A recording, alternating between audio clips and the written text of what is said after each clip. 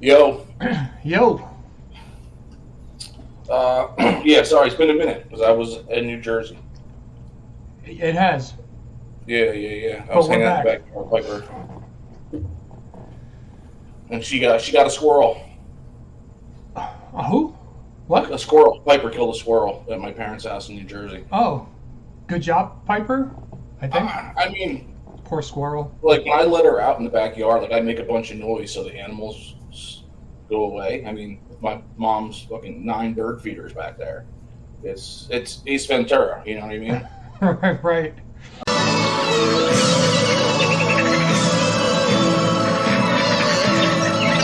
Um, so there's like a dead tree in the backyard, and all it does is hold a bird feeder. But it's kind of in the middle of the yard, so she chased a squirrel up there, so the squirrel was stuck. And when Piper was running around the bottom, the squirrel made a run for it, got to one of the trees like right outside the back door, and then went up. But I guess squirrels are territorial. I didn't know because the two squirrels in the tree started fighting that squirrel. And I thought they were playing like hide and seek, like running around like squirrels do. But nah, man, they were like They were attacking it. fighting over territory. So Sounds then they're like familiar. up in the treetops, jumping around like on the branches or whatever, trying to like run away. And the two scared the one out into like the weak branches, and it fell. And as soon as that bitch hit the ground, Piper was right on it. Piper got it. Oh well. Yeah. I came around the corner of the tree, and she was all like shaking her head with this big fucking squirrel. Did you see that video? I don't know if it was like circulating on X, but it was like I think it was a goat, and it looked like no pun intended, but it looked like it was like injured or disabled, and a Komodo dragon, or I think it was a Komodo dragon, some big giant lizard, approaches it and just swallows the thing whole. It's And, awesome. well, I don't know. I mean, like I really felt bad because like the goat's screaming and crying. I know it's the worst. Goats cry. Yeah, and the thing's not even chewing it; it just swallows it whole. So that's got to be a really shitty way to go. On one hand, it's like it's nature, like it's Right, it's right. survival. I get it, but on the other hand, I felt really bad for this goat. I couldn't. How like if you leave the video, it'll like loop and it'll replay again. Mm-hmm. As soon as it started, I was like, no, no, no, I had to turn it off immediately. Right there. But yeah, Well, anyway, speaking of goats or dogs, did you see the RFK story? I did. Did you take a good look at the thing? Yeah, it just looked like a charred carcass, like a four-legged carcass, whatever it It was. could have been a goat. It could have been a dog. But again, if it was a dog, he was somewhere else, and that thing was straight up cooking. I would have eaten the fucking dog too. Well, as they say, when in Rome. So if you're Yeah, in man. China and they're serving dog, are you eating it or are you not eating it? I don't know. I think if I don't know. I don't I know. mean, that thing looked kind of good.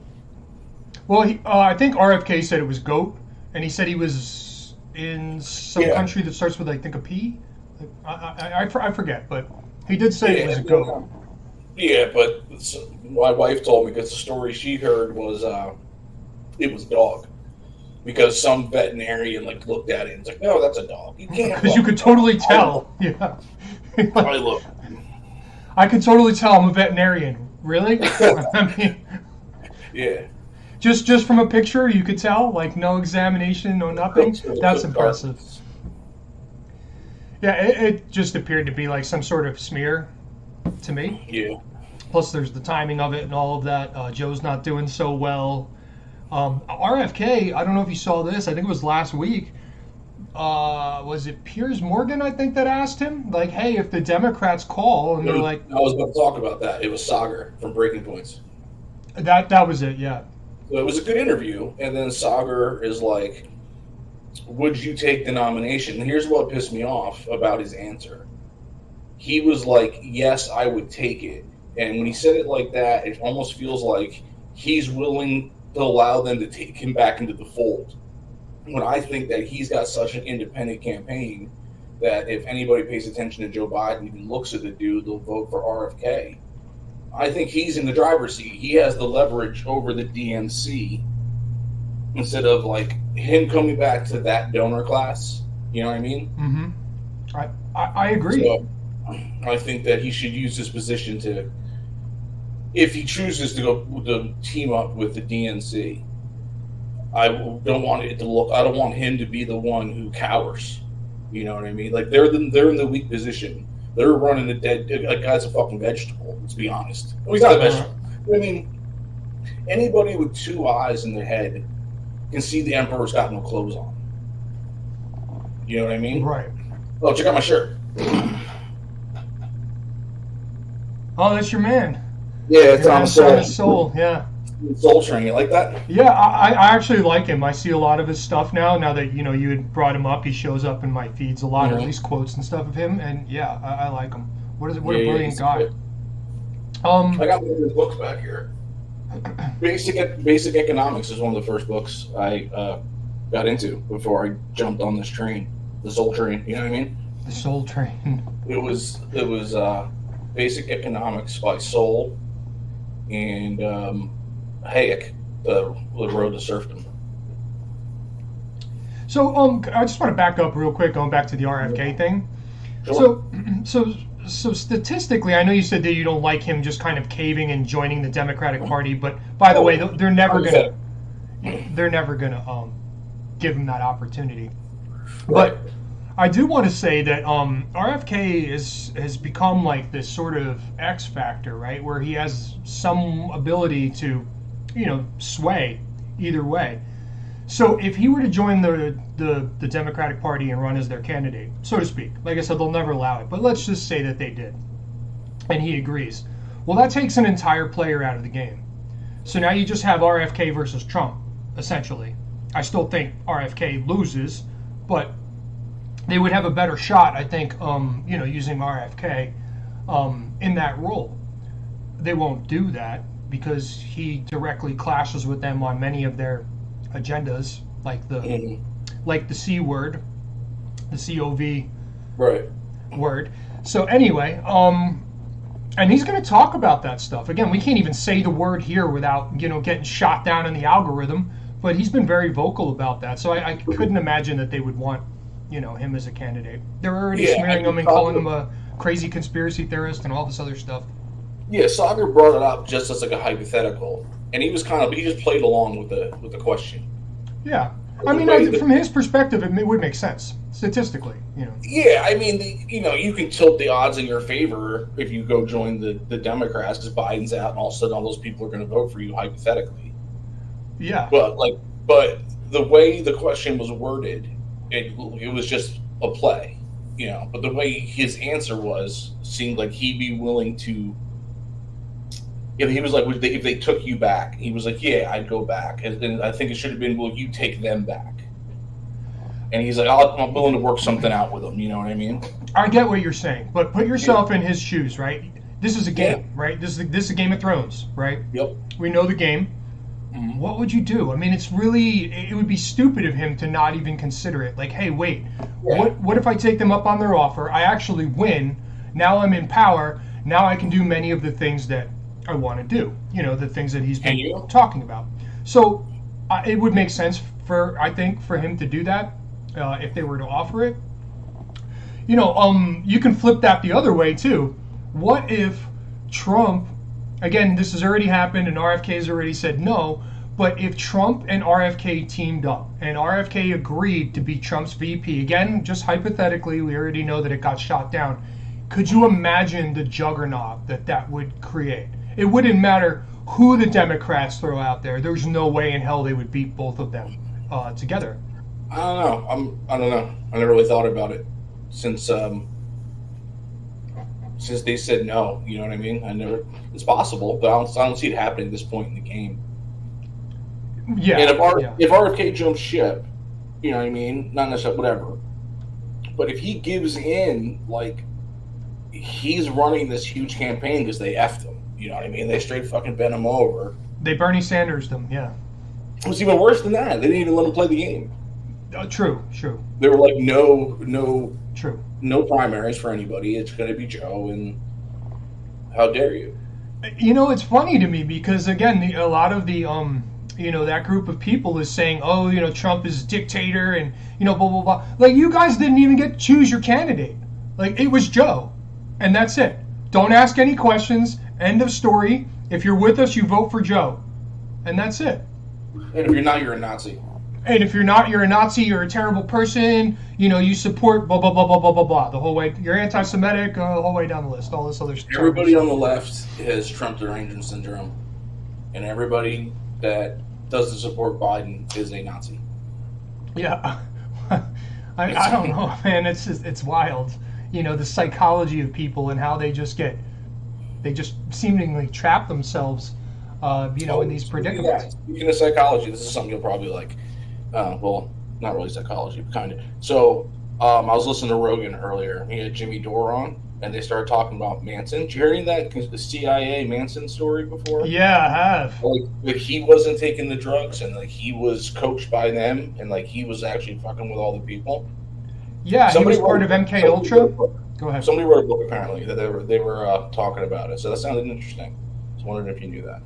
Yeah, from what I don't know too much about it. I haven't gone down that rabbit hole, but I've heard the theory. I don't want to say the C theory because it might be fact. I don't know. The psyop, yeah. Right, the psyop. But yeah, they say something that he was actually in prison, if I understand correctly. The CIA found him in prison for whatever reason, and they made him into this, CIA puppet, so to speak, part of the MK Ultra program, where he was basically given these mind-altering substances, mushrooms, acid, whatever. He wasn't given them. He used them against the people. That's what they were saying. So what I heard is that the CIA provided this to him so that he could do these experiments with these people. I mean, form this cult.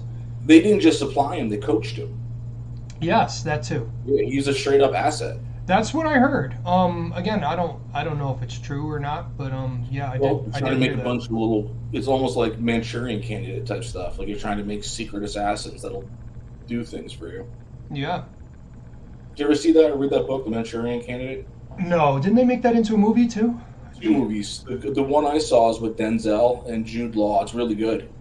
It's like a good movie. How could it not be with Denzel in it? It's Denzel. Yeah. That guy's the man. He's my favorite actor. Is he in a bad movie? I mean,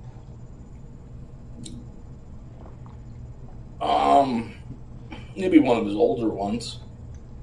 Like I don't know, I don't think I really like Devil in a Blue Dress, right? Isn't he in that? I don't know. I never saw that. All the movies I've seen with Denzel in it, they're all he's movies. The best. Yeah, he's the man. One of the best actors ever. But yeah, I don't know, man. But I have heard that Charles Manson is connected to MK Ultra. And for those of you who might think MK Ultra, oh, this guy's just talking nonsense, look it up. The CIA actually admitted it. It's a fact that, and I think to some degree, they're still running MK Ultra on us. Maybe not to. Go ahead. It's funny you brought that up because later, when they were talking about the Charles Manson thing, they ended up talking about Bill Maher and how Bill Maher didn't even know what MK Ultra was. He doesn't know all this shit. Like he really had no idea of some of this crap that we thought everybody knew. I think a lot of people maybe don't know it or they just don't believe it. They don't look into it. They're just like, oh, that's hogwash. The CIA works for us. They would never do anything like that. Well, Stranger Things, you ever see that show? No, I never watched it. It's a good show, but Stranger Things, it's not based off of it, but I can't say this for sure, but it's got to be highly influenced by MK Ultra and Project Montauk, which deal with psychic abilities of people, including remote viewing, which again sounds crazy. And do you know what remote viewing is? I'm going to talk about it in later episodes because it's kind of tied to the ET thing. Right. But basically, remote viewing is the idea that you can see any point in time as it's occurring. Like anywhere in the universe, any point in history, in the future, blah, blah, blah, blah, blah, whatever, I can see that moment in my head. Again, it sounds crazy, and possibly it is, and if you don't believe it, that's okay.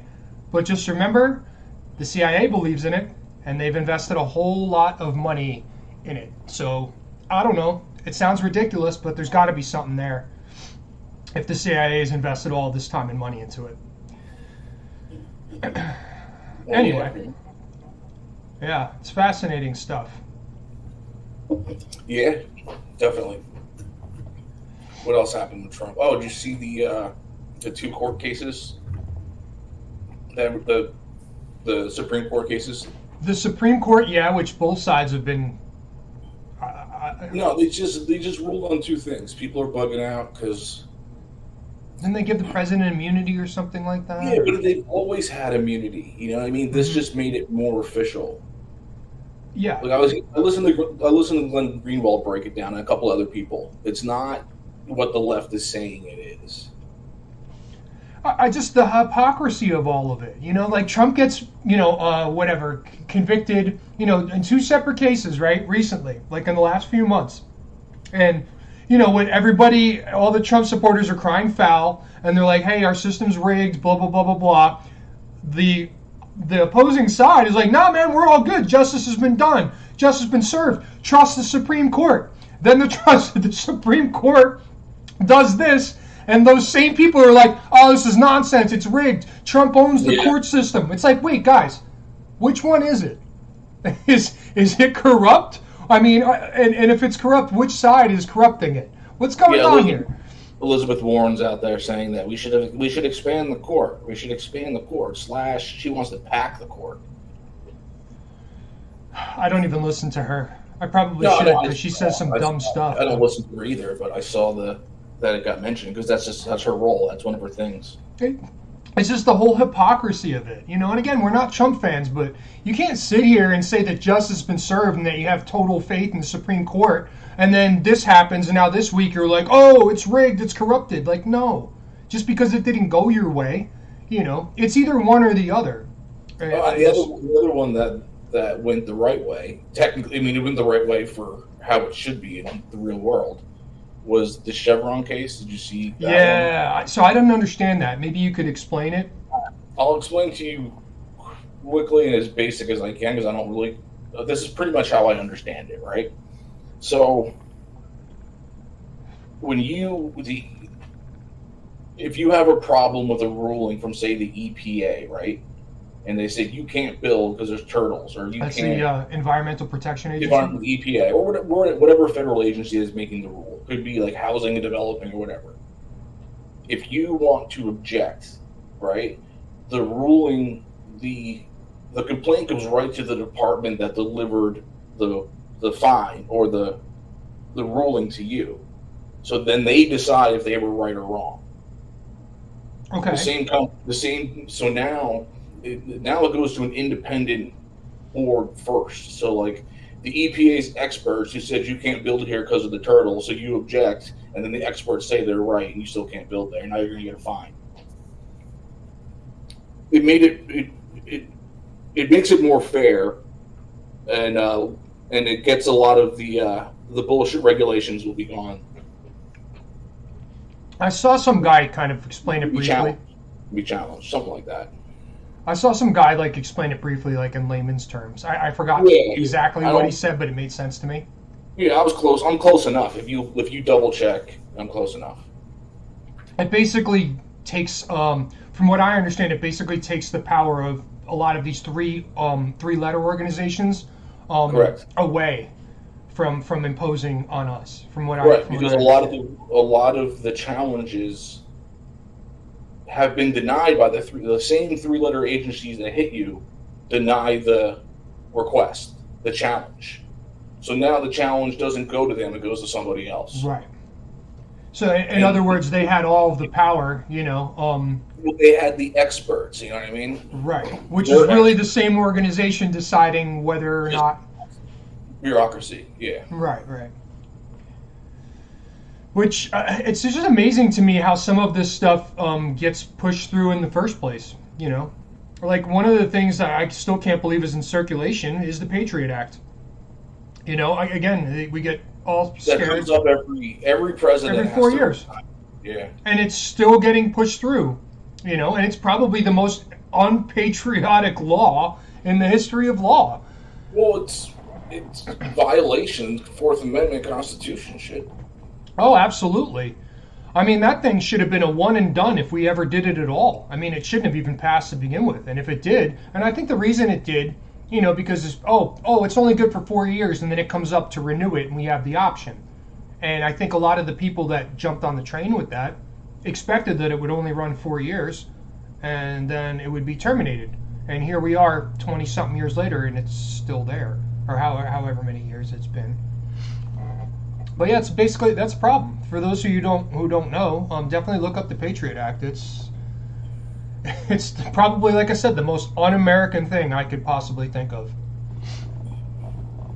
or one of the most un-American things. Well, speaking of the CIA abusing power, did you see the article that got released? The documents got released apparently that the CIA was running an anti.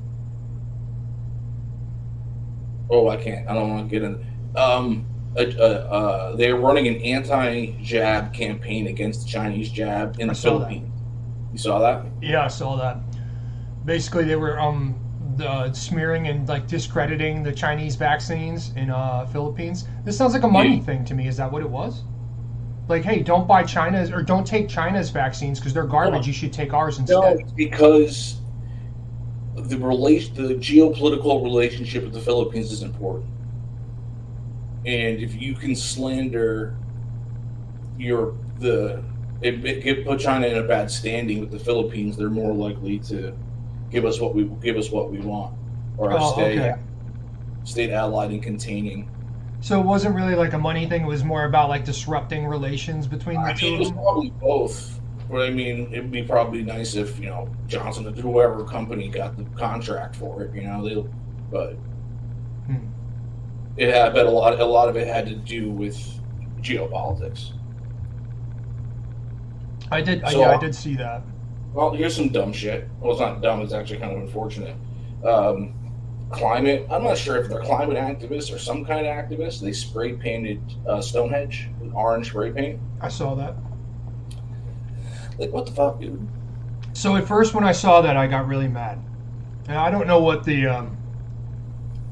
I saw two different stories, and the first one was exactly what you say it is. These climate activists, I don't know if they were anti-oil or whatever, but yeah, they spray painted Stonehenge in orange paint, or what I thought was orange paint. And I got really upset. Because again, these are historical things, Stonehenge, the pyramids, all of this stuff. The Stonehenge doesn't belong to anybody. It doesn't even belong to the UK. Stonehenge belongs to all of humanity, just like the pyramids. This is our history. Don't deface our history. So the thing is, though, I saw afterwards, again, I don't know if this is true, but this is why I calmed down and I didn't bring it up again. Apparently, it wasn't paint, it was corn syrup. And apparently, corn syrup washes off in the rain. Wash off. All right. Still stupid, but I'm less angry with them. I mean, but at the same time, very clever. If it is the corn syrup. Yeah, but the problem with that is, even if it's just corn syrup, right? You're going to have people that are seeing this and they don't know it's corn syrup, and they're going to be like, hey, that's a great idea. And then they're going to go and spray paint the Pyramid of Giza with actual fucking paint. I think that's the problem, Yeah, no shit. What I'm saying is that what was clever is they thought to do that, and they knew that it was going to blow up the way it did. But they're not going to get in as much trouble probably because they really deface it permanently. They just kind of played a prank. Yeah, it's kind of like disappearing, reappearing ink or something like that. That's exactly where I went to. You said that. So I thought you were going to say disappearing, reappearing ink. Yeah. So you think that's funny? Oh, it's a panic. You won't think it's funny when I stick that pen up your nose. Now, calm down, son, will you? Look, the stain's gone. It's disappearing ink. No hard feelings, I hope. But again, I just worry about the ramifications of that. Like, great, you went viral, you accomplished your goal, you shared your message, but there's stupid people out there that are going to try to copy what you did. That's like saying you saw someone jump off a bridge, everyone's going to jump off a fucking bridge too. Well, it's going to happen. I mean, people are going to, okay, so everybody, come on. I mean, you might, I don't know, but people are like, oh shit, I'm going to do that too now. I mean, possibly, but I don't know. Is it just going to start leading to copycats? Yeah, I think it just gives people, ideas, and maybe these are ideas that maybe you shouldn't have. Well, look at the people who, I'm pretty sure the painting had a cover over it, but they throw like pudding or some shit on a bunch of paintings. Yeah, again, stop. Just stop. Don't deface historical artifacts, to get your point across. There's other ways to do that. Yeah, I don't. it doesn't achieve what you think it achieves. It doesn't. It doesn't. Are the oil companies going to stop because you spray painted Stonehenge or, threw a bunch of pudding at the Mona Lisa? No, it's not going to do anything. All it's going to do is just piss normal people like me off, like stop defacing our shit. Again, prank or not, please don't do that. Thank you. I don't give a fuck about the Mona Lisa. It's the principality of the matter. Well, yeah, again, it's a historical artifact, Anyway.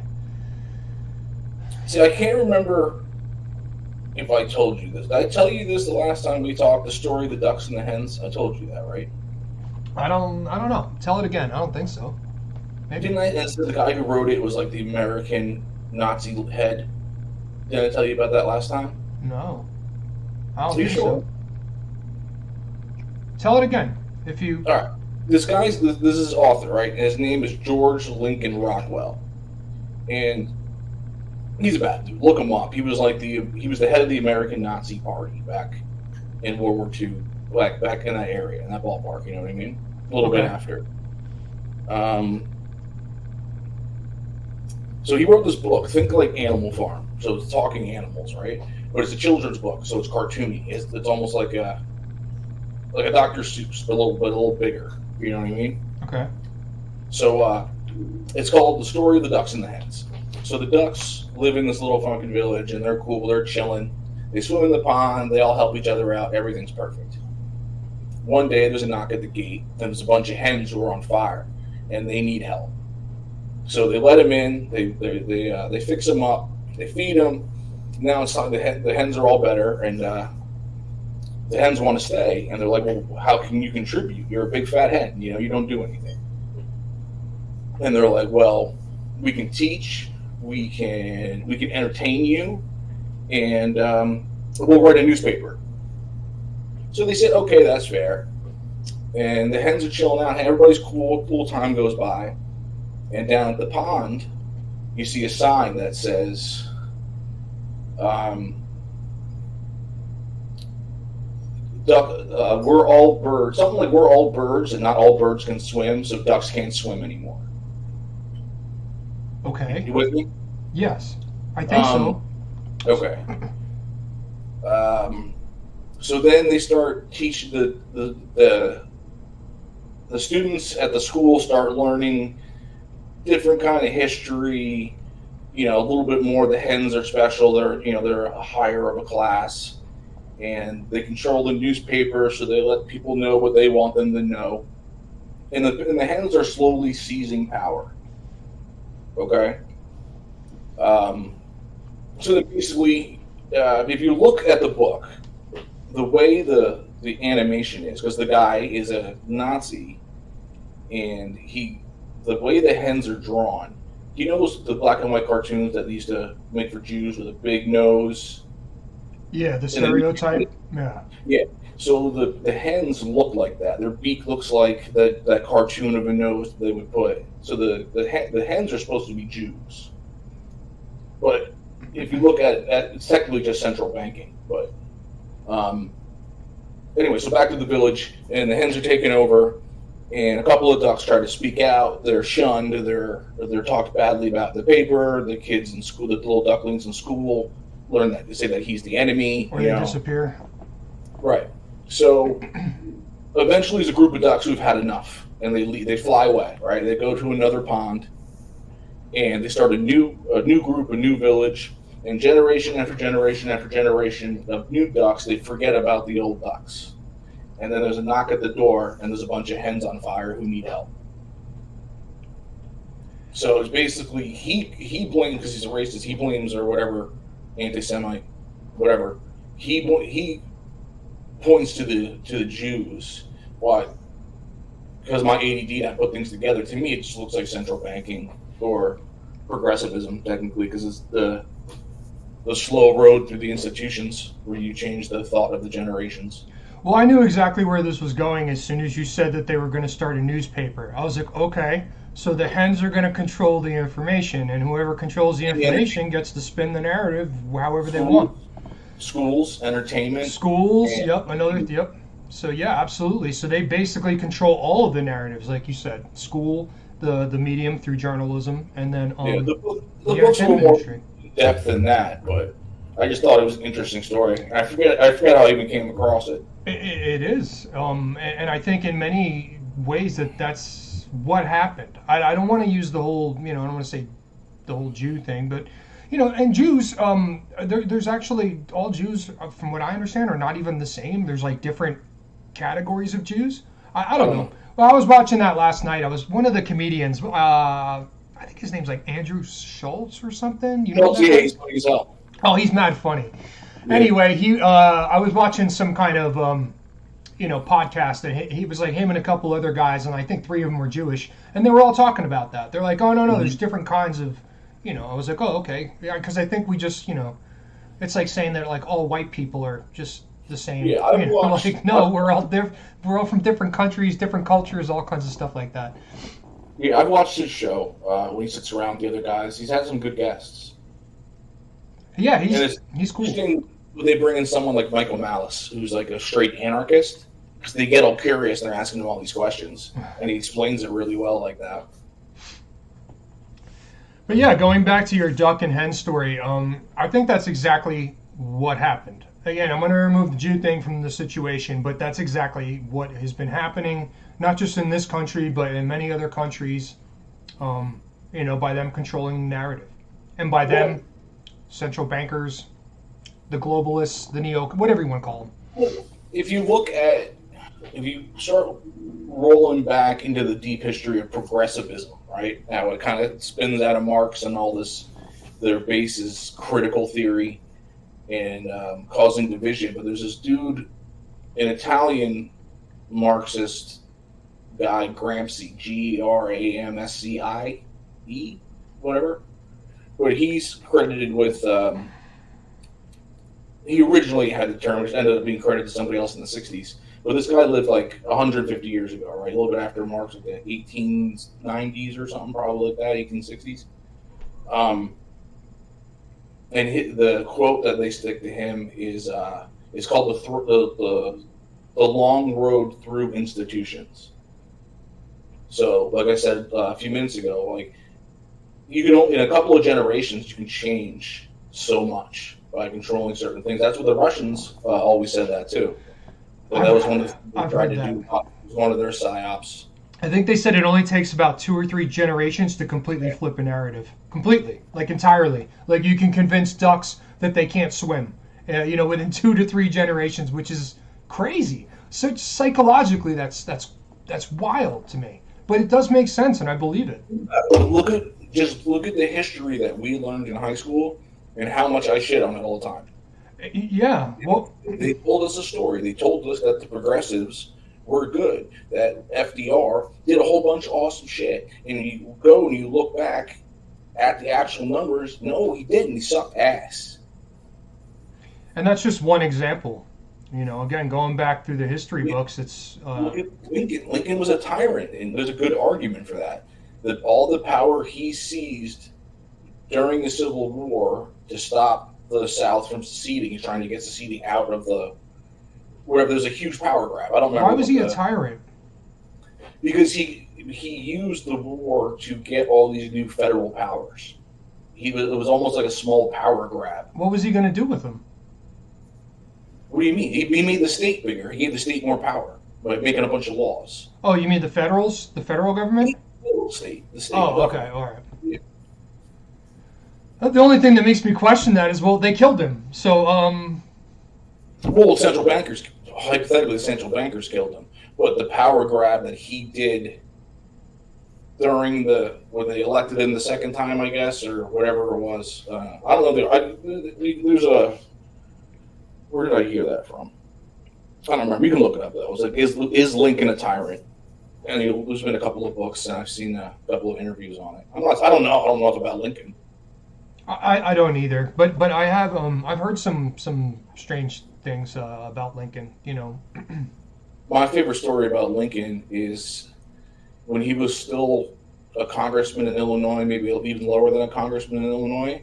He got challenged to a duel, and since he got challenged, he got to pick weapons, and he picked swords because Lincoln was a tall, strong wrestler dude, and the guy who would challenge him was smaller in stature. So he had just like a reach advantage, and yeah, he made him look like a big monster, and the guy bowed out. He said no thanks. Maybe we should bring that back. You know, like I don't know. Maybe two politicians don't get along. I challenge you to a duel. All right, let's take it outside. Smack him in the face with a white glove. Yeah, who is that? Hamilton? Didn't Hamilton die? I don't think he was president. He was after president, right? He got shot by Ahhwen Buh, right? Well, Hamilton was never president. Who am I thinking of? Wasn't there a former president that got into a duel with Ahhwen Buh and he got killed? He wasn't president, right? Madison wasn't. Well, no, I thought it was like after the presidency. Like he wasn't currently president, but he did get killed. Right. It would have to be after the presidency, obviously, because he died. What number was Madison? 4, I think. I don't think it was Madison. Wasn't he like born in the Bahamas or Barbados or some shit? I don't know. Hang it up. Then if it's not him, who's the guy from Barbados or Bahamas or something? Where was Alexander Hamilton born? I don't know. I'm about to Google it right now. Yeah, Alexander Hamilton. Yeah? Yeah, Alexander Hamilton and Ahhwen Buh's duel. Hang on. Yeah, no shit, Ahhwen Buh. Remember the Got Milk commercial? The guy calls in, he worked. You never see that? No. Remember the Got Milk commercials? Yeah, those I remember. The dude listens to the radio all day. He works in a museum that's dedicated to Hamilton, right? Right. And he's eating a peanut butter sandwich, and he calls into the radio station, and they're like, "Who shot Alexander Hamilton?" But he has all this peanut butter in his mouth, so he's like, "Ahhwen Buh!" And he doesn't get the answer right. So, for $10,000, who shot Ahhwen Buh. Excuse me? Ahhwen Buh. Hold on, let me take a look. No! I'm afraid your time is almost up. Ahhwen Buh. I'm sorry. Maybe next time. Ahhwen Buh. No, I don't care. I know the duel. Where was Hamilton born? I don't think he was I don't president. know. I'll look that up in a second, but don't you think this is interesting? I didn't know this. The dueling ground was in Weehawken. July 11th, 1804. Let's find out where Alexander Hamilton was born.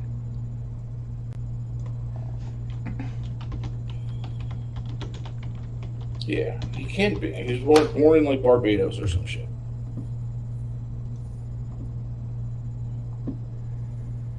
What does it say here? Born out of wedlock in Charleston, Nevis? Nevis? Am I saying that right? Right. He was president. You're right. The West Indies. Yeah, he wasn't president. Oh, he was That's what- Secretary, United States Secretary of the Treasury. Yeah, but he was a Federalist, and he was more for bigger central government. Yeah, we talked about that because it was the whole thing with the Hamiltons and the Jeffersonians. Yeah. Yeah, we were talking about that. But yeah, I don't know. I mean, maybe we should bring back trial by combat too while we're at it. I don't know. Well, I don't know, man, because if you have a good warrior, you can get away with some badass shit. No, that's true. That's true. So maybe not trial by combat, but maybe we should bring dueling back. You know, Like Chuck Norris is my champion. You know, I can do whatever the hell I want. there you go. Chuck Norris does not do push-ups. He actually pushes the world down. Yeah. Oh man, some of those jokes are so good. This is the other one that I always loved. Chuck Norris walks on water and swims on land. Oh man. But yeah, Alexander Hamilton shot by Ahhwen Buh and died. All right, do you know who Congressman Jamal Bowman is? I've heard his name He's the recently. dude with the fire alarm in He's Congress. what? The dude who pulled the fire alarm in Congress to stop the vote because people were late to it. Okay. Like 6-7 months ago, maybe it was even longer. Was that the guy that was with AOC? Yeah, that was the other day. Yeah, But like last week or whatever? He's known for pulling the fire alarm. Okay. So Why did he pull it? something like he's like, oh, I thought the door didn't work or some shit, but it was to people were running late for a vote. He had to like make a distraction, so he pulled the fire alarm. Oh, I'm guessing they were going to vote the way he was voting. Otherwise, Well, why would you? I don't remember. Anyway, go ahead. So the interesting stat in Congress, if you are running against the incumbent congressman, that person wins 95% of the time. It's almost impossible to unseat a sitting congressman. Okay, so that's important. 95%. So Jamal Bowman, he's from New York, somewhere in the city, Westchester over there. I don't know, but so he gets funding from AIPAC already, and he's part of some groups that, like, so, you know, like all congressmen are they're like part of little groups and stuff, like the United Black Caucus or United Indian Caucus or this charity, that charity, this thing, and the other thing. You know what I mean? Yeah. So a couple of them, I don't remember the names, but they got mad at him for being too pro-Israel. Okay, but AIPAC is mad at him for not being pro-Israel enough. That they funded the other dude that ran against him, and he lost by like 20% of the vote. That is unheard of. Because you said it's like a 95% chance you're gonna win. And not only did he lose, he lost in a landslide. Wow. Because AIPAC threw so much money at it. Speaking of AIPAC, your boy, Thomas Massey, did you see, where was he? Was that Tucker? Where did he say that the other day? Like just a few weeks ago. He said every single person in Congress has an AIPAC handler. Did we talk about that? Nah, not really. And then, I don't want to spread rumors, but just a few days ago, a week ago or whatever, his wife died. So, my condolences to Thomas Massey. Yeah, but I mean, I think you're stretching. I'm not stretching anything. I'm just simply saying that Thomas Massey came out and he said some private information on mainstream media, or not mainstream media, but, to millions of people, and he said that every single person has an AIPAC handler, and then his wife died like 2 weeks later, or a week later. I'm just going to leave it there. Of mainstream media, I heard, I forgot who it was the other day.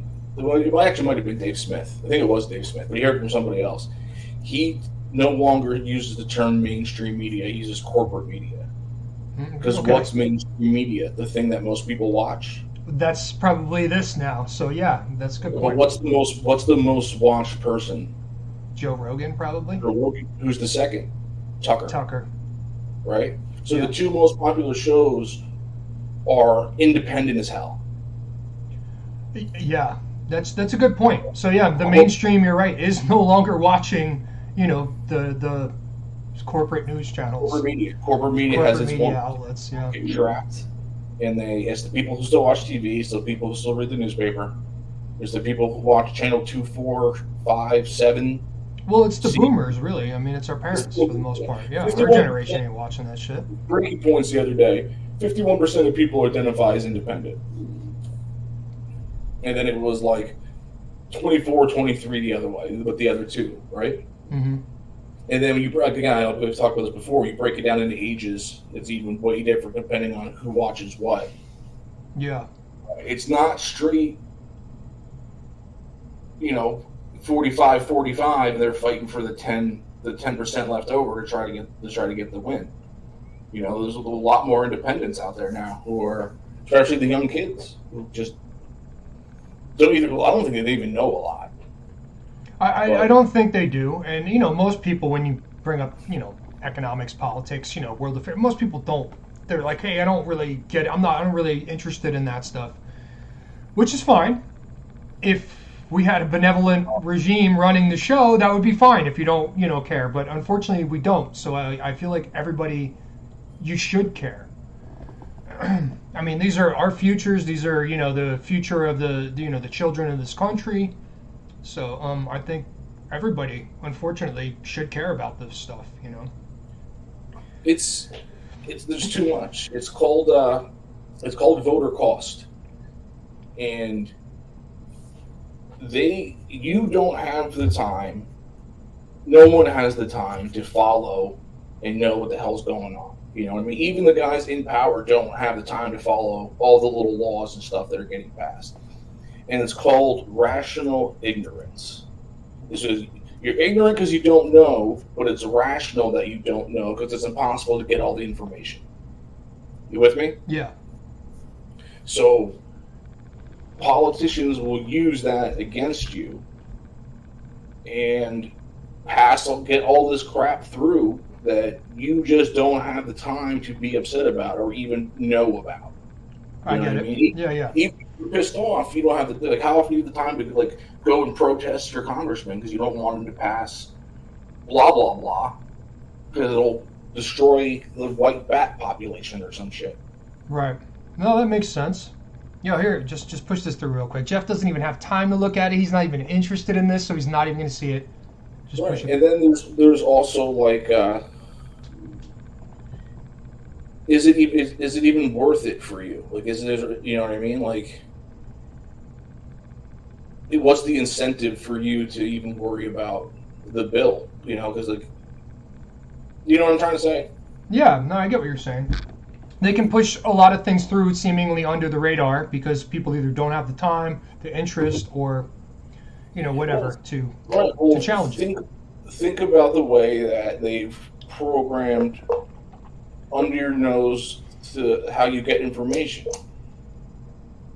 Like, so many people don't even know there's war going on, and if they do, they only know they only know the argument from the two sides. They don't have time to, like, actually dig in to see what really happened, and they barely even know. All they probably know is the 3-minute news segment that came across CNN, or the commercial, or the fucking TikTok that they went by. You know what I mean? Yeah. And a lot of times, too, and I've been guilty of this in the past, so I'm pretty sure you've called me out on it a couple times, is not actually reading the article and just reading the headline. Mm-hmm. Oh, such and such, yeah, this happened. Did you even read it, Paul? I read the headline. Well, you should read the article. Sometimes the headline's not even about the article. Yeah, or it's just like, got like clickbait, like gotcha. I used to be wrong all the time with the memes when I was throwing around right-leaning memes. Well, yeah, I mean, they've been doing this for years, taking stuff out of context. Yeah. And then just throwing it up. So you don't even read the article. All you see is Trump said this. Trump said he hates women. Okay, well, if you didn't read the article, you didn't read what exactly he said. By the way, he didn't say that, obviously. I'm just using an example. And yeah, I've definitely been guilty of that, where I'm like, oh, Trump doesn't blah, blah, blah, blah, blah. No, Paul, read the article. That's not actually what he said. Yeah.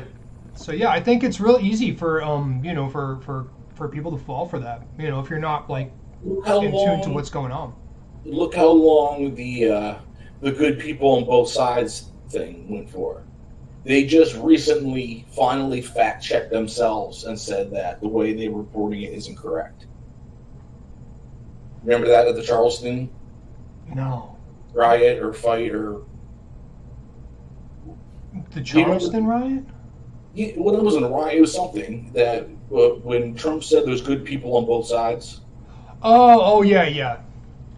Well, and then there's the, like, I don't even know if we're allowed to talk about this, but that day in January, so much stuff that, like, he was promoting it and stuff. No, he didn't. Okay. He definitely did not. I will put the quote up later. What he said, I'll insert it later on so you can all see it. He definitely didn't say any of that.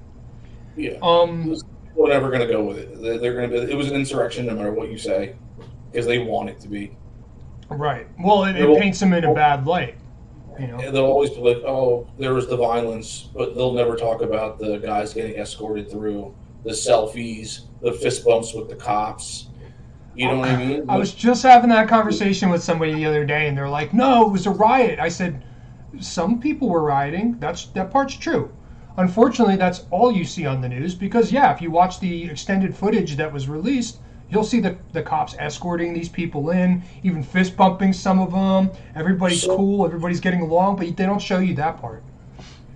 And there's so much stuff behind it too, like the denial the day before for bringing in, like, Trump said something about we should bring in the National Guard, we should bring in extra, and they were like, no. Nancy Pelosi said no. And then I saw a clip of her That's- in the car taking responsibility for not saying yes to the National Guard. But you don't see that on the mainstream news. The corporate news. Yeah, they buried it. It Yeah. was all over Fox. It was all over Fox and shit, but it wasn't even mentioned on the other ones. Yeah, which is kind of funny because Fox is still corporate news too, still owned by the same masters, so to speak. Yeah, it's just it's red hats and blue hats. They're the same people. It's the same arguments. It's the same top positions. They just give the illusion that, oh, this is left wing and this is right wing, but really they're all owned by the same people, pushing the same agenda. They just think they're on a different team, or you think they're on a different team. You know. They're both owned by the banks. They both start new wars. They both continue the war on drugs. They both continue to expand the police state. You know, like we argue every election I've ever had that I've participated in has been guns and abortion and shit. You know what I mean? It's always been like banning books. It's like the same 7 or 8 social things, but no one ever looks up what they have in common. It's always what do we have that's different. Divide and conquer. Look what they accomplish when they work together. They work great together when they want to. Well, they don't want that. The powers that be, they don't want us to. Incentive. There's no incentive. Well, because they are is not we the people. Today of all days, July 4th. They are not we. We are we. Right. The state, in essence, can't be we. They are the state. Well, yeah. I mean, and we've kind of talked about this, in prior episodes and stuff. Like, they're not listening to us, right? Like, I mean, many of the demands that we have, like, we want affordable stuff. We want you to start, stop messing with farmers. Close the borders. I mean, what's the percentage of people that want to close the borders? It's like 70-something%. Something stupid like that I saw in the polls. And how much progress have we made there? Any? At all? I brought this up the other day, right? Take the numbers starting with Obama. Okay, take the numbers, the estimated people that got through without getting caught, and all the interactions that they have, right? Look at the numbers, and then look what happens when Joe Biden gets in office. They shoot up. They shoot up. Right. Yeah. And for a while there, I think that they had everybody not everybody, but a lot of people were like, hey, this is cool, this is cool, this is cool. Well, now a lot of Biden's supporters are like, yo, close the borders, man. So they're not even listening to their own supporters. They're not listening to the majority of Americans. That's the point I'm trying to make. Nobody understood. They just thought of it as a political talking point, not what was actually happening. And then a couple of months ago, they supported like a border bill, and they said the Republicans shot it down, which is true because the law was bullshit. But didn't they put like Ukraine funding in it or something? The law was bullshit. It doesn't matter. But what's more important is that the reason that all the people are getting through and the numbers shot up is because Joe Biden reversed all the presidential orders that Trump had put in. So if you can reverse them, you can put them back in. Right. So to lie and say that it's the Republicans' fault because of this fucking law, it's bullshit. Well, he also said that he didn't have the authority to do any of that stuff, yet he went after Texas. Like I just told you, he reversed all Trump's things and then says he has no power. He's a liar. Right. Yeah, I'm agreeing with you. And then he went after Texas. Didn't he try to sue Texas for a hot second for just being like, look, Joe, if you're not going to police them, we're going to police our own borders, whatever it was. So again, like Joe can tell you until he's purple in the face all day that he is trying to close the borders, and then why are you challenging Texas if that's the case? If what you say is true, Joe. Why are you letting him in? And there's been a couple of pictures of what's the one crossing, Eagle Crossing or something. Yeah, Eagle Pass, I think. Yeah. Yeah. You saw like when the bunch of the migrants just like moved the soldiers and just walked through them. You know what I mean? They like basically ran them over. I mean, it's happening in Europe too. There's always these videos of boats pulling up on the beach, 20 guys getting off and running in through the resort and shit and disappearing into the world. I've said this before, I think, on previous episodes. I don't think a lot of people are aware of that. It's not just here. It's Ireland. It's England. It's Italy. It's Spain. It's literally France as well. It's basically Germany. It's literally like every major affluent European nation now all of a sudden has an immigration problem within the same time frame that the United States has an immigration problem. Call me a conspiracy theorist if you want, but how is this not coordinated? What are the chances this would happen everywhere all at the same time? Well, it's been happening, but not to this degree, though. If we look even farther back, where are all these people coming from? All countries that the West has fucked up in some sort of way. A lot of them are just refugees that have to leave their war-torn countries and stuff. And a lot are under our military age men, and a lot are from here, a lot are from there, but whatever. A lot of it, the giant refugee crisis, is because of war, not because of, you know what I mean? They're not just like, oh shit. I mean, some people are just trying to get in, but I don't think it'd be as bad if we weren't throwing coups everywhere or dropping bombs everywhere. Yeah, so yeah, I'm sure you're right. Indirectly, we probably caused a lot of the reasons that these people want to escape. Their environment, no doubt. And again, I'm not saying that we should, not welcome immigrants. Again, this country is built on immigration, but we do have to have limits, because if you let too many people in at once, it will decimate your economy, and we're kind of seeing that. So I don't want to get into like the nitty gritty on like some of these, immigrant, let's just call them benefits. Mm-hmm. I'm sure you've seen some yourself, where they're giving these people, free place to stay, or they're giving them, some kind of government grant where they can. Mm-hmm. Anyway, so these people are getting all of these different amenities, money, whether it be a cell phone, whether it be a place to stay, food, water, all this stuff. $600,000 revamped apartment buildings. Yeah. They're staying in hotels. Right, and some of these hotels are nice. In some of the videos that I've seen, some of them are, not all of them. It's not the rich, but it's like a Residence Inn. So we have, I think the last time I saw, I don't know, about 30 million across the United States, about 30 million homeless people, right? U.S. citizens, born here, Americans. What are we doing for them?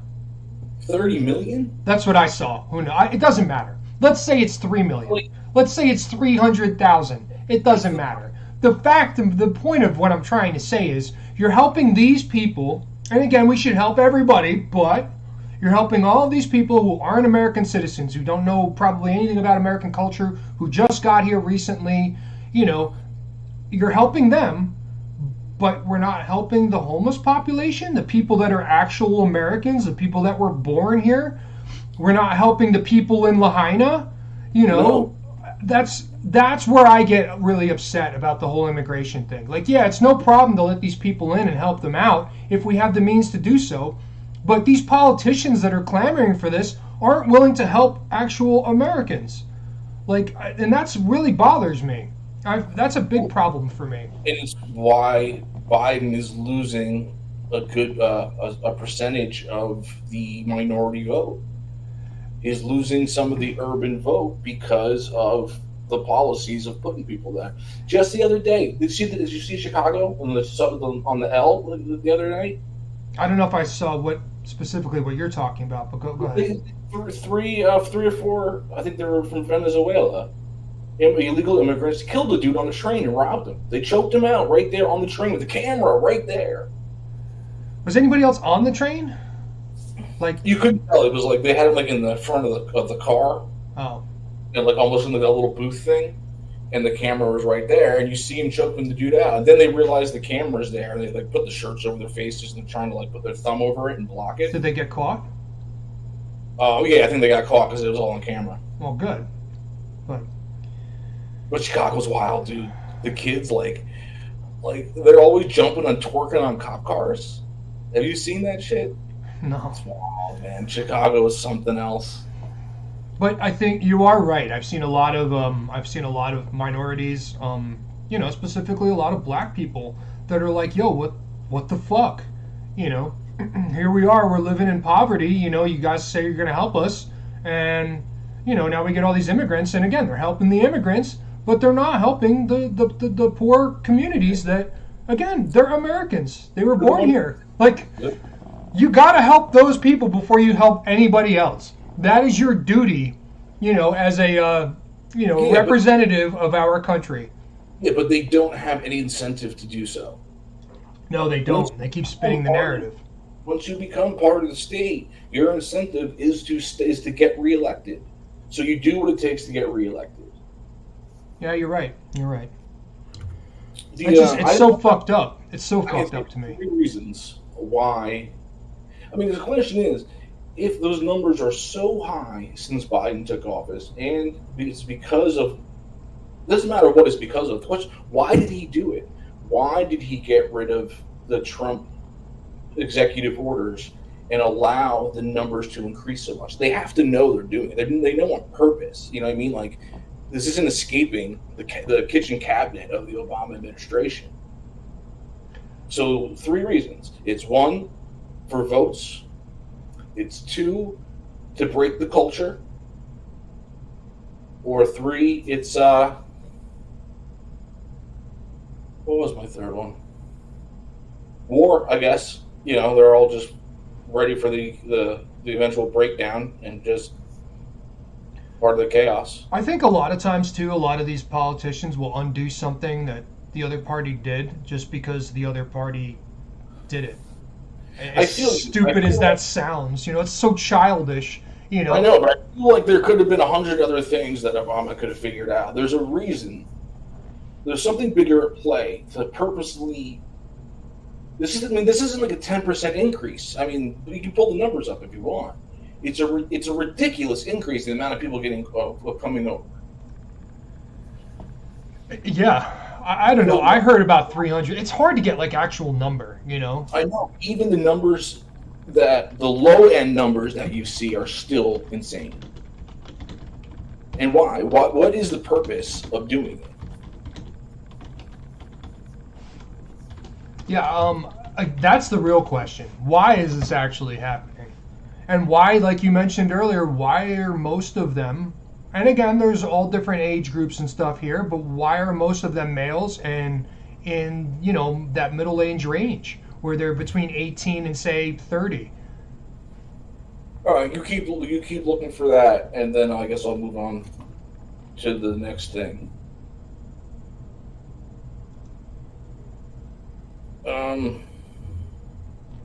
Did you see that? It's been so long since I talked to you. I keep forgetting what we said on and off the show.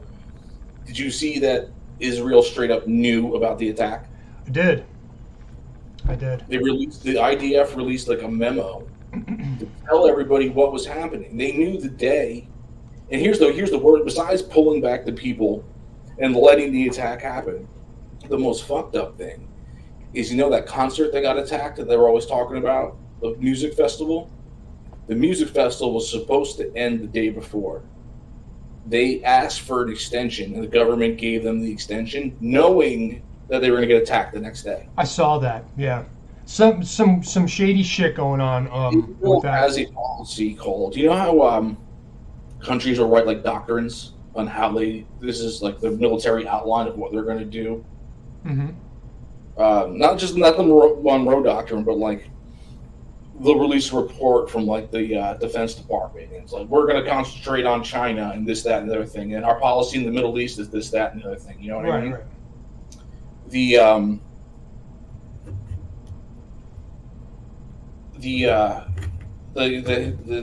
Israeli mandate is called the Hannibal Directive, which basically means that there is no collateral damage. If you got to kill 100 Israelis because you can get that one bad guy, they'll weigh the offer, and you know what I mean. It's okay to do it in the name of whatever the. Well, I think they have been doing that, so they're making good on that. Unfortunately, if they knew, they didn't like. If you knew they were coming, right?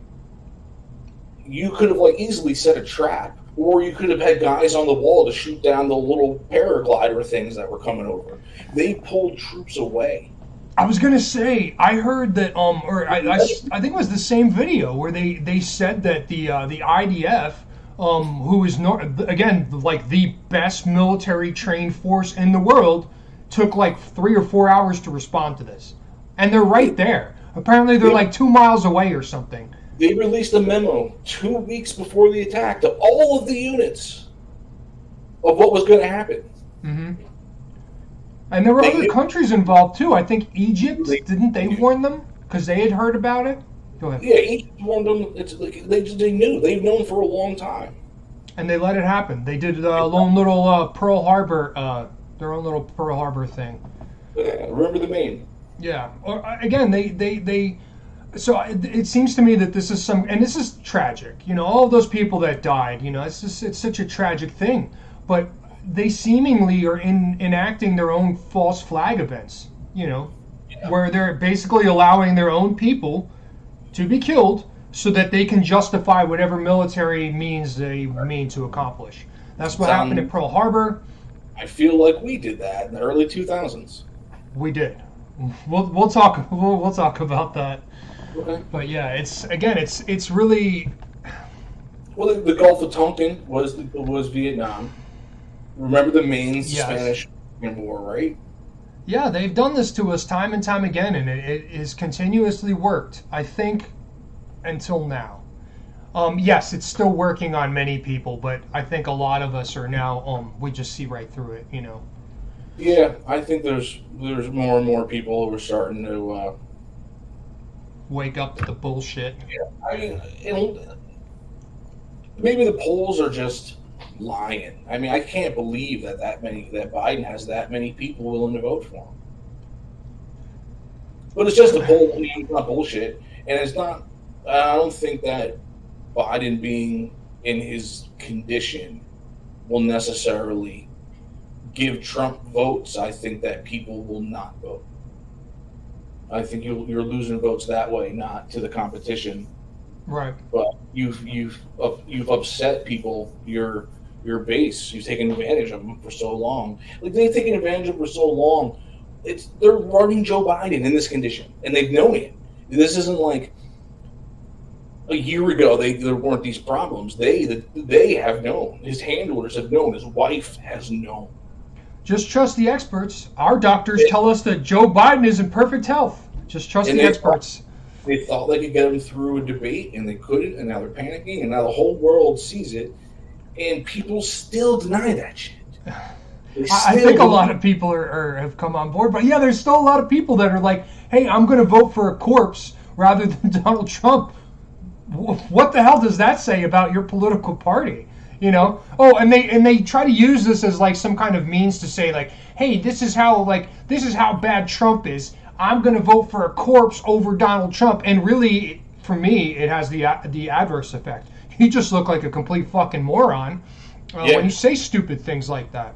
You know, I would be outraged right now if I was, obviously I don't have a political party, but if I was on the left, I would be outraged at what they're trying to do, what they're trying to push on you right now. You know, this guy, he's 2 seconds away from a nursing home. By the way, I do want to go back for a second. I did get excited when you mentioned the false flag in the early 2000s, but I just want to clarify that I got excited to hear you bring it up. There's nothing exciting about that whatsoever. But anyway, let's go ahead. Let's move forward. So Israel knew. Israel knew. They let it happen. And they let it happen anyway. Again, so they could justify their whatever. And genocide of the Palestinians, their war on terror, whatever they're calling it. It's ridiculous. Now they're trying to push a war with Hezbollah, right? Yeah, I saw that. Because Hamas isn't enough. Now we got to go to war with Hezbollah. Go ahead. And the strategy for attacking Hezbollah has to do with launching aircraft out of Cyprus, right? And Cyprus? Cyprus Island. Yeah, like Greeks? They launch airplanes from there to attack Hezbollah. But now, because the history of Cyprus between the Greeks and the Turks runs deep, Turkey's not going to allow that. And so you have the possibility of pulling in the Turks and the Greeks if we start screwing around on Cyprus.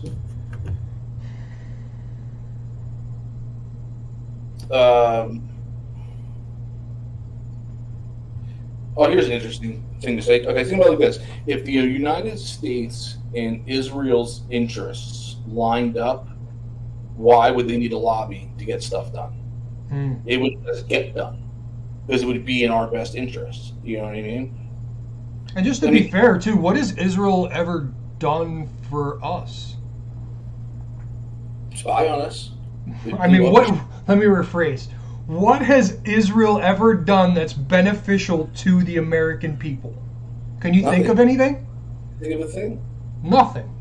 Again, I don't want to see people die, so that goes for Palestinians and Israelis alike. But again, there's always that, our alliances to Israel, our support, our loyalty is to Israel. For what? What did they do for us? Why are we best friends with them? But that's what we're always told, right? They spend hundreds of millions of dollars flooding campaign coffers every year.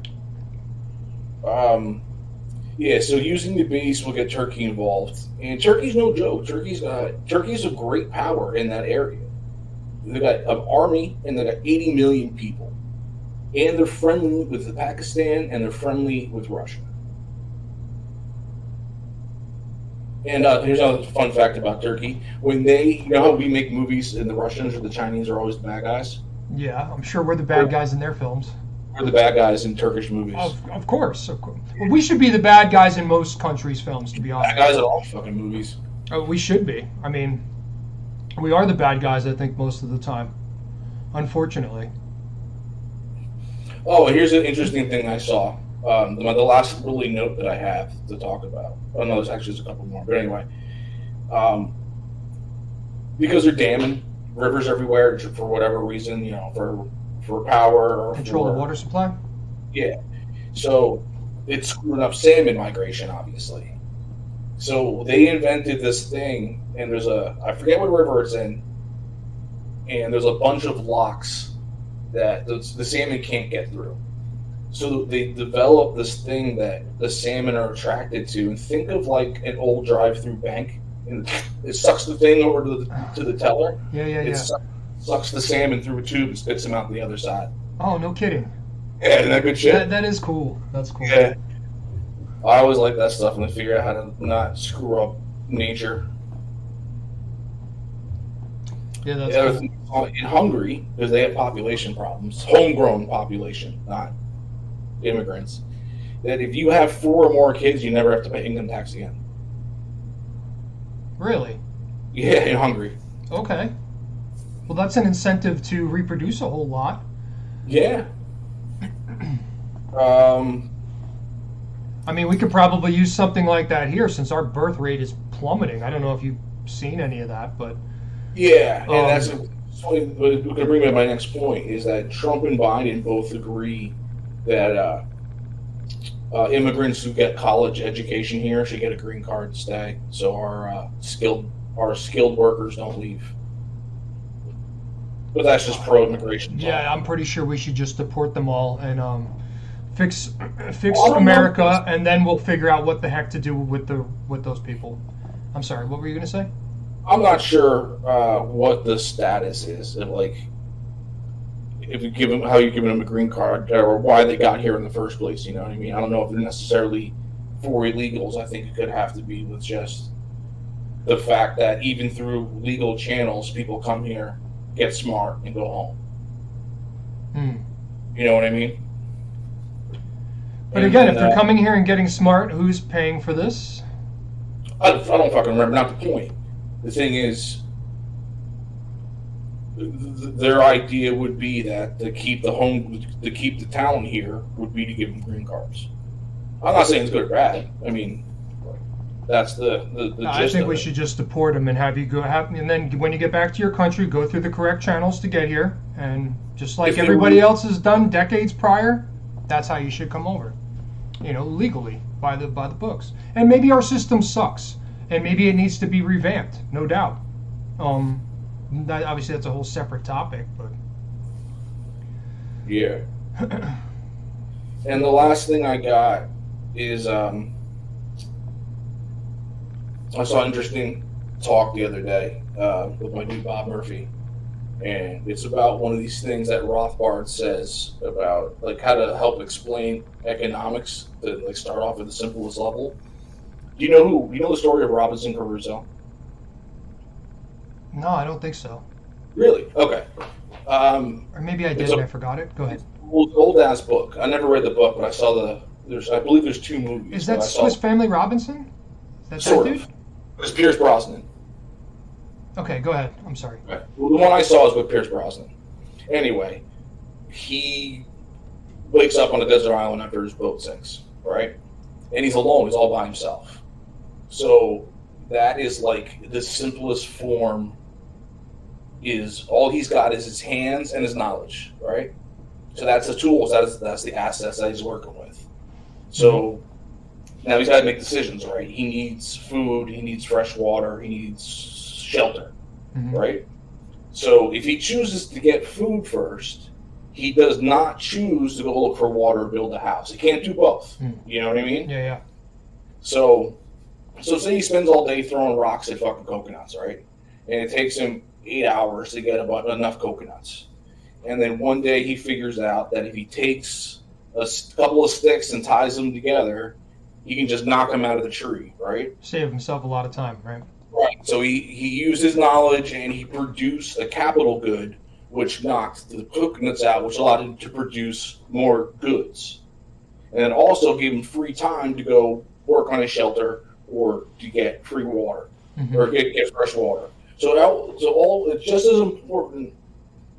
Like, if he has a whole bunch of wood, right? He's like, do I build a boat or do I build a house? Like, he can't do both because the wood, if you use the wood for the boat, you cannot therefore use the same wood to build a house. What if you build a houseboat?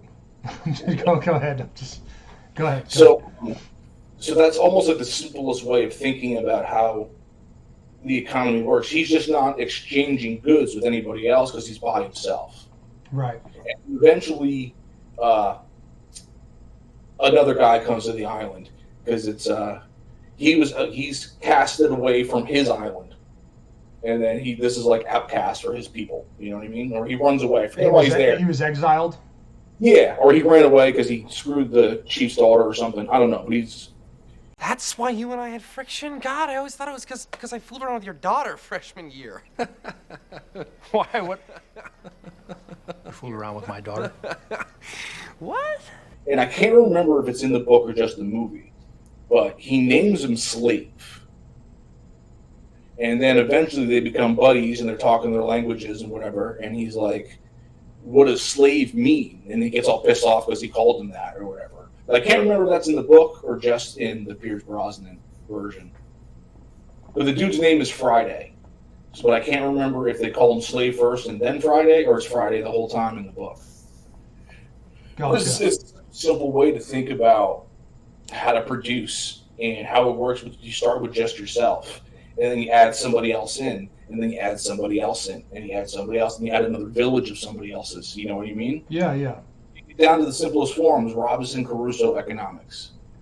It's one man with only using what he's got to take the scarce resources around him to produce something, to produce a purposeful end that he is trying to achieve. Every action is purposeful. He's doing it without coercion, and he has a goal in mind. If the goal might be for water to drink right now, it could be water in a jar to save for another day. You know what I mean? It's purposeful action to achieve a goal. Long term or short term. Oh, it makes sense. But, yeah, so like the Castaway, I guess. But I just thought it was kind of like fascinating how.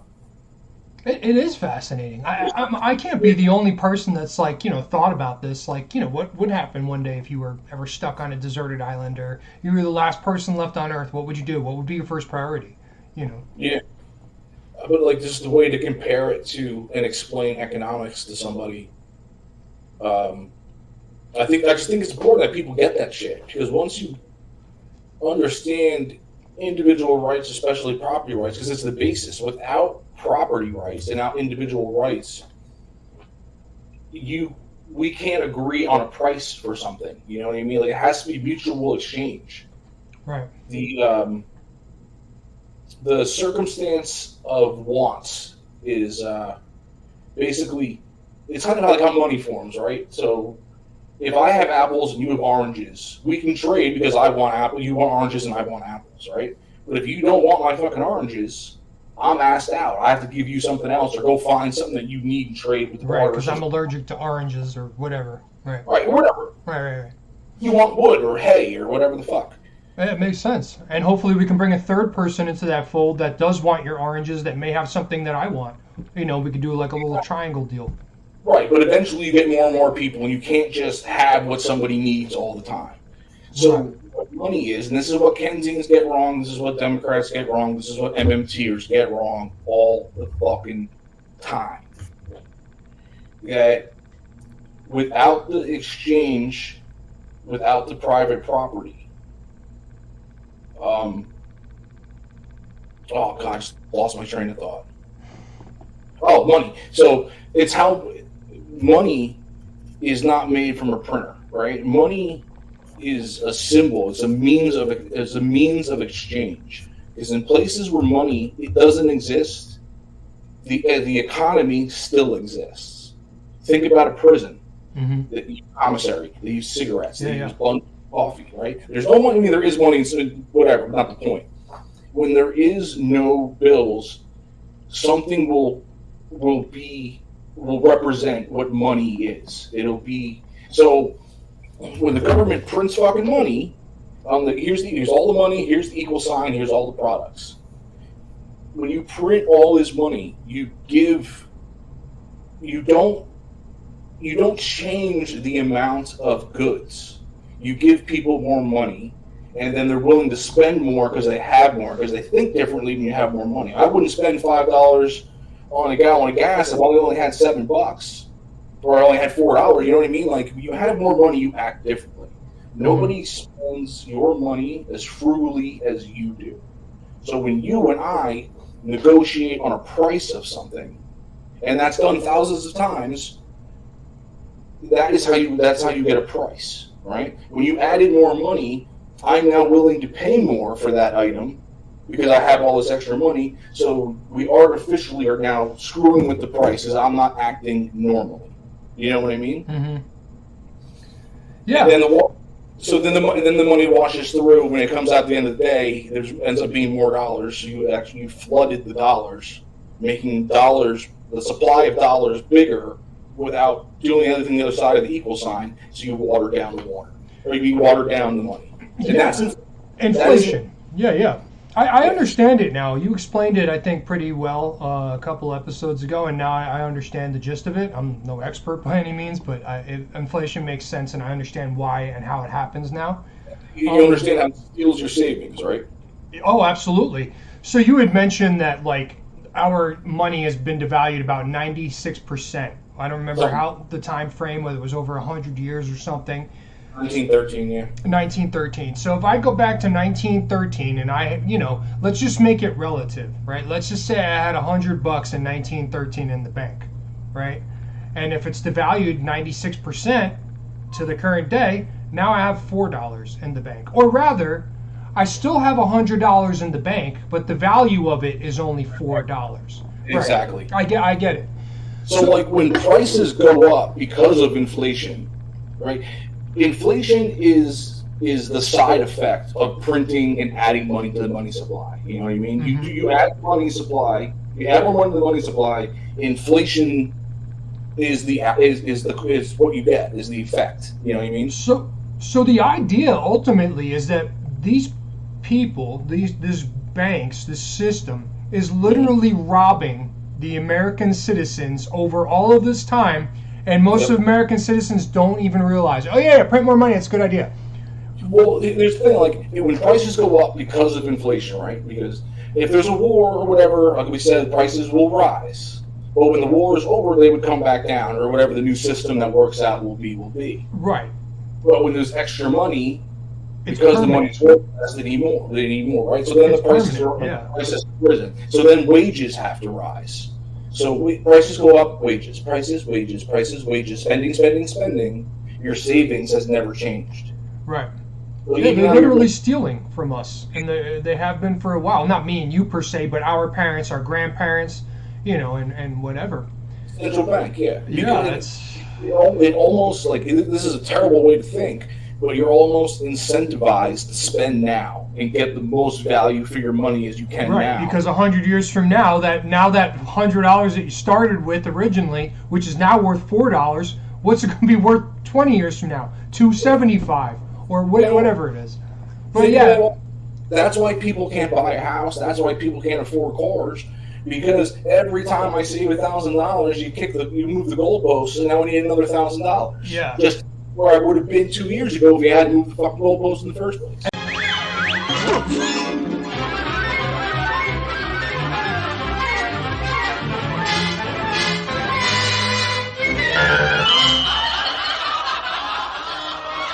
Like this system, right? This rigged system, it only works with paper money, and essentially it'll probably work digitally too, but it doesn't work.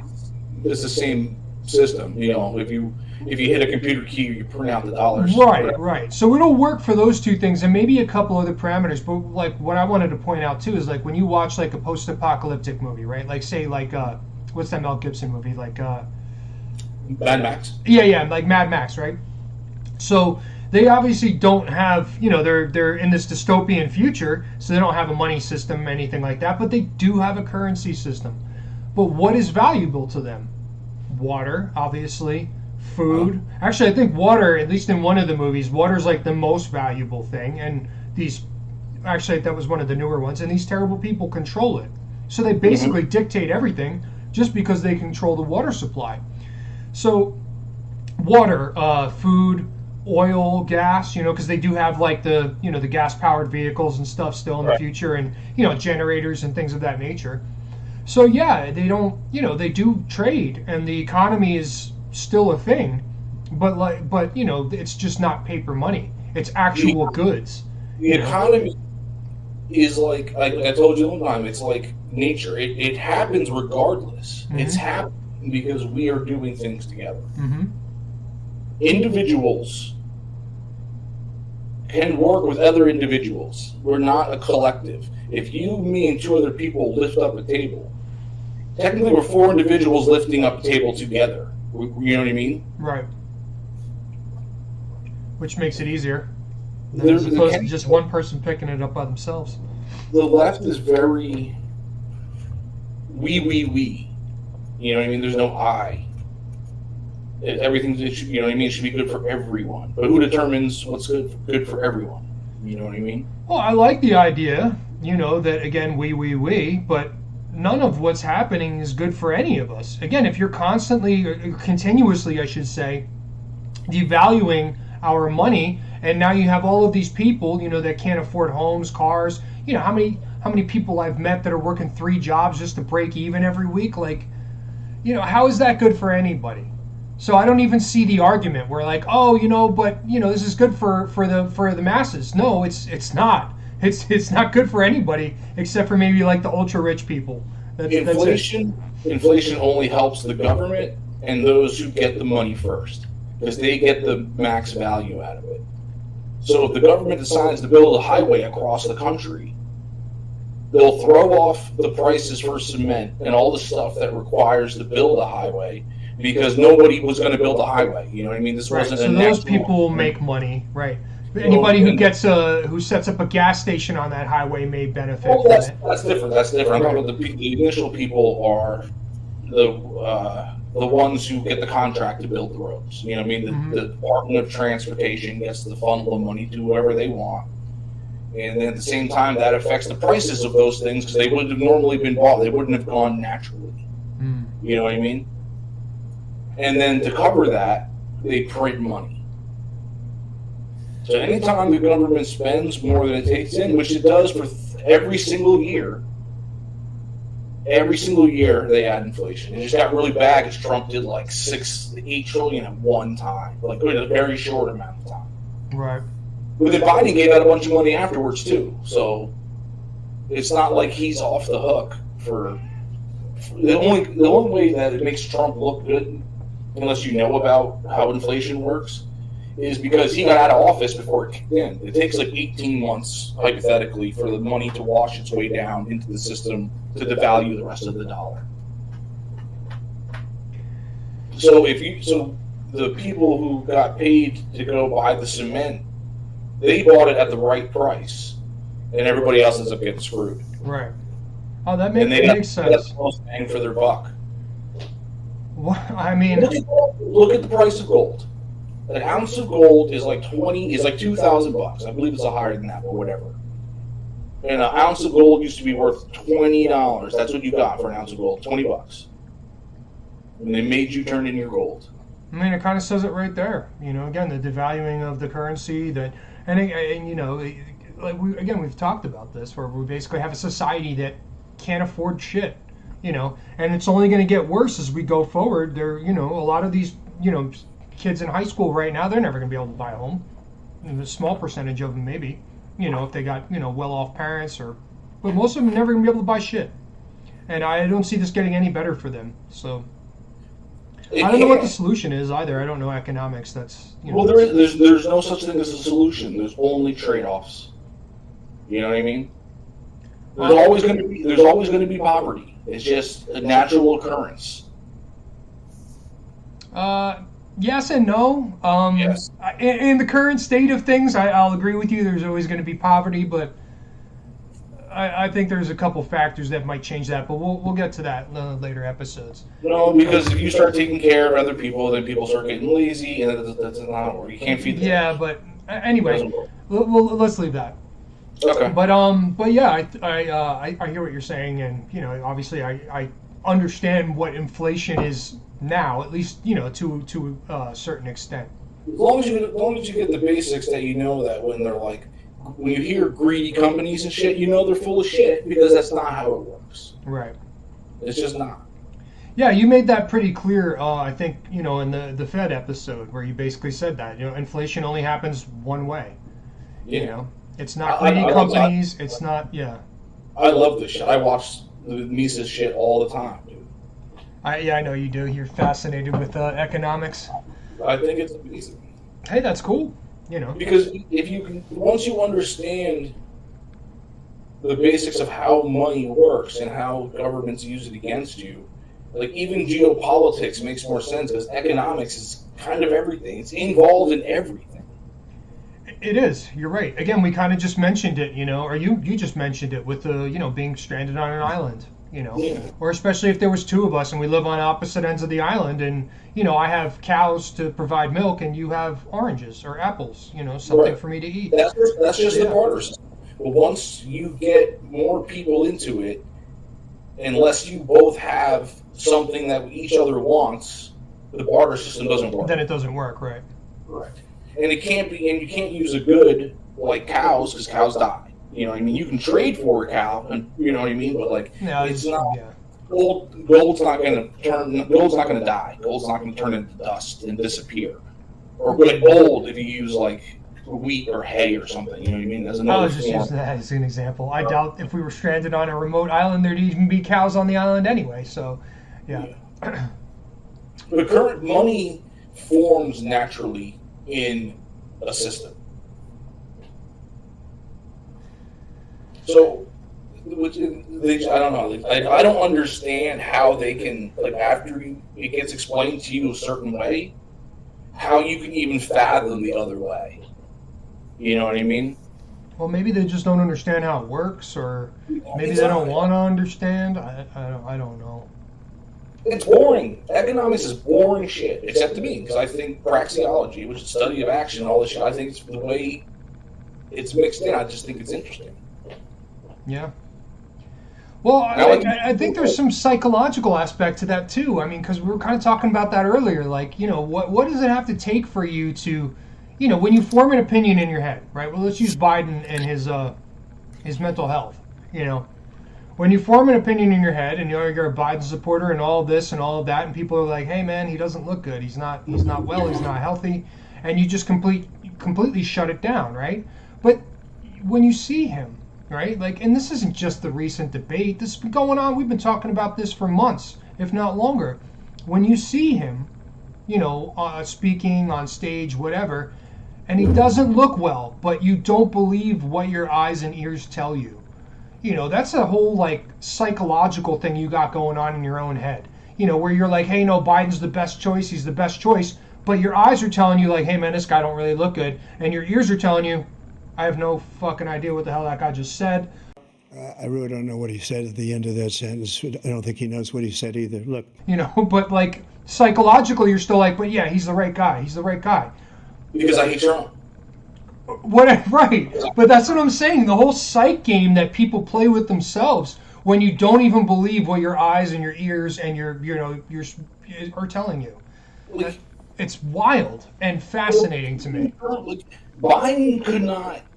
If Biden wasn't president right now, he was just a normal Joe Schmo where he's already out of office, he wouldn't even be able to drive a car. No, he shouldn't be. That would be dangerous for all the rest of us, with him on the road.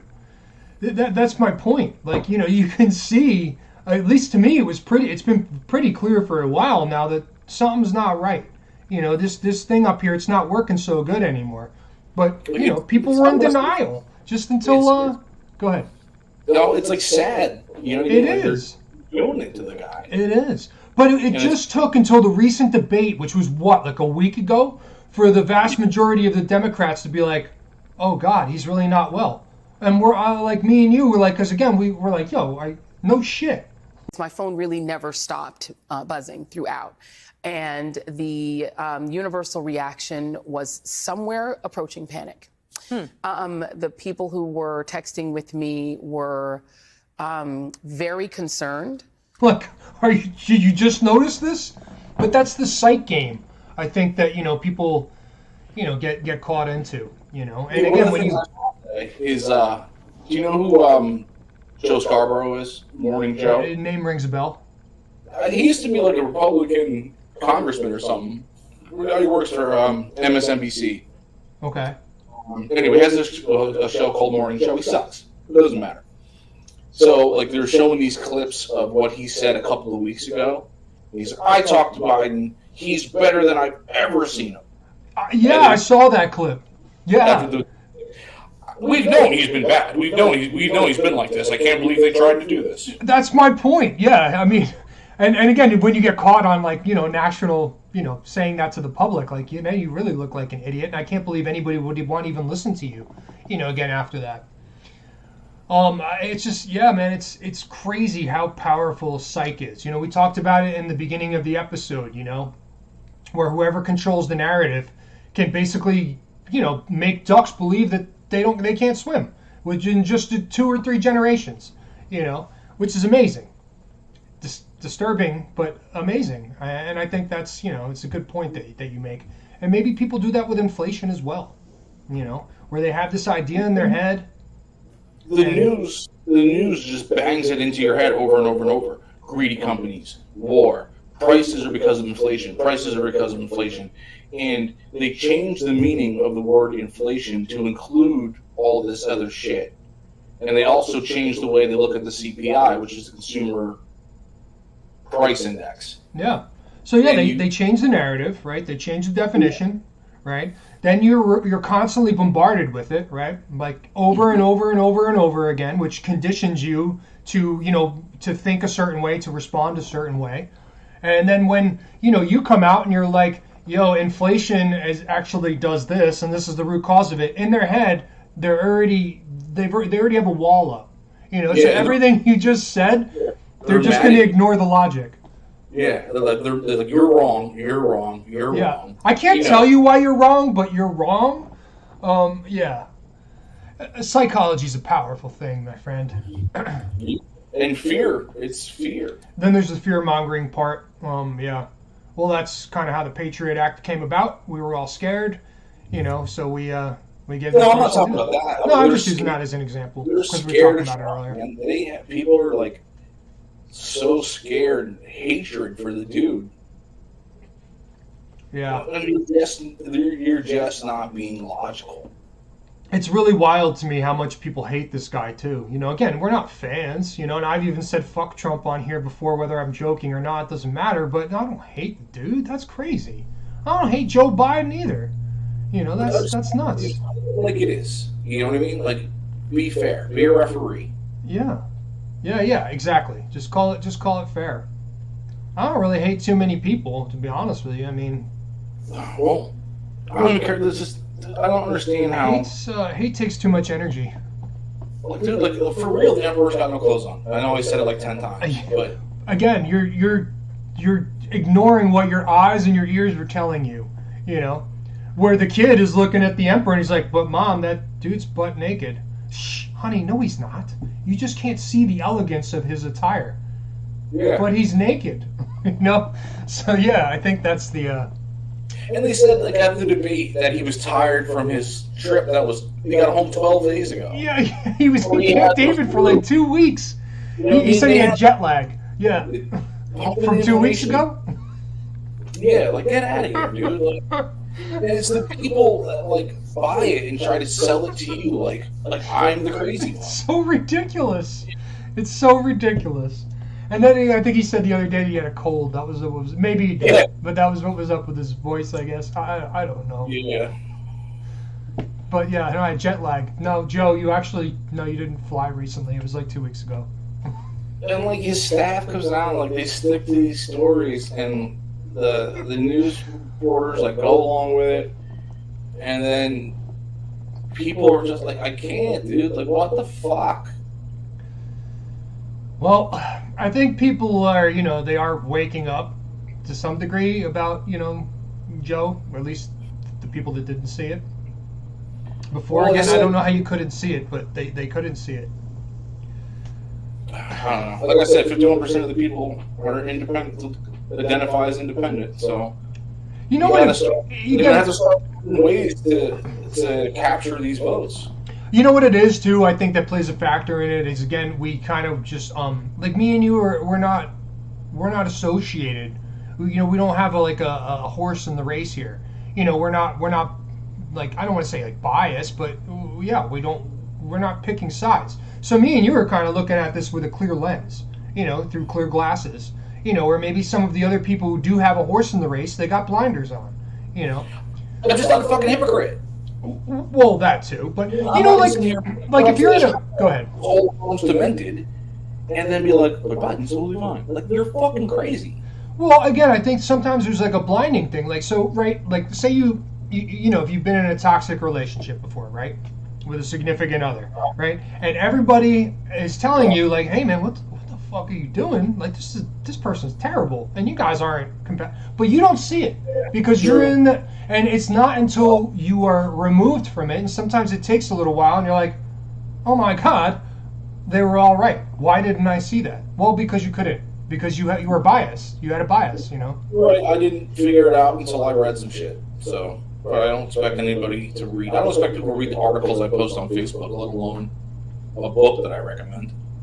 That's why I get you with the memes. For those short attention spans or people that don't have time. But yeah, I think that's go ahead. You don't have time, but like you're never going to understand something unless you check for yourself. Because the news isn't going to tell you what you want to hear; they're going to tell you what they want you to hear. Right. Well, if you think something isn't right, go fucking check. And don't be like, don't type the answer out that you want. Right. You know what I mean? Well, that would be what do they call that? Like inflation. And you're like, why do greedy companies cause inflation? You're not going to get the right answers. You're going to get those answers. Right. What you should be asking is what causes inflation. And again, check your sources, because if your sources are aligned with maybe some of the people have been spewing some of the nonsense, that's what you're going to get. Hey, Google the shit I say. Go check with the fucking economists, man. Well, I was looking up something. It was like 2 or 3 days ago, and I couldn't find a concrete answer on it, so I let it go. I don't even remember what it was. But the first thing I checked, it was like .gov, and I was like, actually, no, never mind. Whatever the hell this says on this page, I'm just going to completely forget that I just read it. This is government. they're very good reporting the .govs. If you actually do the work and go look at the numbers, they're great at reporting a lot of the legal statistics, and they're great at reporting. The Fed's great at reporting all this crap too. But when you hear it on the news, you get someone else's interpretation, and they show you the couple of things that make their argument look good, as opposed to showing you all of the numbers. True. I think also what I was looking up, because it's not like I distrust everything the government says. You know, if I want to learn about, the chameleons, for example, and, how they change colors, hell yeah, I'll learn from a government website. Why would they lie about that? But whatever it was that I was looking up the other day wasn't something that I expected the government to fully be honest with me about. I don't even remember what it was. I just remember, like, as soon as I pulled it up, and then I noticed, .gov, immediately X'd it out. Like, didn't even read it. But yeah, I think it depends on what you're looking up. If you want to look up why plants are green, obviously we know chlorophyll and how that works. Chlorophyll. Yeah, chlorophyll, right? Isn't that what turns plants green? Chlorophyll. What? More like borophyll. Borophyll? Stop. You don't know that? I don't know. Is that a joke? I don't know where you're going with that. Chlorophyll sounds more like borophyll. Happy Gilmore, bro. What? I missed that one? He's in school, the science class. Oh. And he's like, no, I will not make out with you. Is it Happy Gilmore or Billy Madison? Oh, sorry, Billy Madison. Oh, yeah, okay. Billy. I was like, wait, Happy Gilmore. Wait a second. Billy Madison, sorry. Poor chlorophyll is caught in the middle of this. Chlorophyll? More like borophyll. Right? Yeah, I'm gonna catch shit for this, but Billy Madison, sorry. Don't put it out with your boots, Ted. Like, some of it's funny, but like, but yeah, no, I'm not really a big fan. But Happy Gilmore, I do love. So I would have been shocked if I. They're making it too. Oh, stop. But it's supposed to be Sandler. Stop. Just that movie should be a one-off. Stop. We don't need a continuation of that story. It's good the way it is. But that's all right. Hollywood, I'm sure, will figure out a way to wreck it and destroy it. But oh, shoot. Anyway. All right. Let's end it there. We don't need to get too long. We're going to try to get another one in the next few days, right? Yeah, heck yeah. Right. Yeah, let's chat about it, and maybe we can put out another one before the week's up. All right, cool. All right. And the Fed. Peace. And the Fed.